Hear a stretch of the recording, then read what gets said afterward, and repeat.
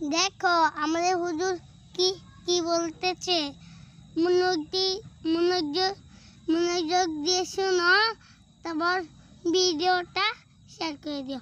আসসালামু আলাইকুম সালাম জান।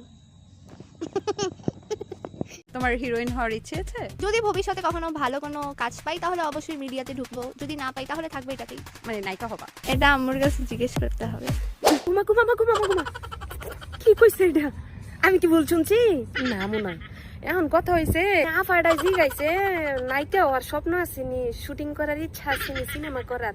এই কইতাছে আম্মুরে জিজ্ঞেস করতে হইব, আম্মুরে জিগায় বলে তুই নায়িকা হইব, শুটিং করবো। এখন কথা হইলো তুইটা যে সরাইছস এতদিন, তোর মাতে কই আইছিলি? তোর মায় তাইলে জানে সব দিন। আলো বাউজের জি বাউ যদি সব জানে দাঁত গুলি লাগাই আইতাম, বুই লাগেছি গা। যাই হোক দাঁত ছাড়াই কথা কই, মানে তোর মা বুঝলাম না, তোর মা না সব জানে।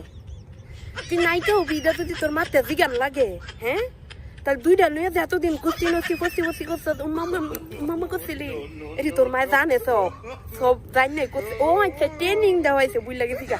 2 দিন পরে নায়িকা হবে এটি করার না, একদম না ট্রেনিং দেওয়া হয়েছে। একটা জায়গা 2টা দিয়া, একটা হচ্ছে মরবা, একটা হচ্ছে নাই হান না গো, সমস্যা নাই।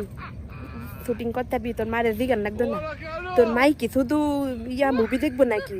তুই নায়িকা হলো তো মুভি আমরাও দেখবো, আমরা পারমিশন দিচ্ছি, তোর মার পারমিশন লাগতো না। তুই যে শুটিং দেখাইছো এতদিন না গো, চিন্তা করছেন মাগো মা দেখি 2টা সরাই খাইতারছে, ওনে নায়িকা হইব কিনা হের মারতে জিগাইতে হইব। আরে মা গো মা, হুতিনের ঘরে হুতিনের জি আইতেরা।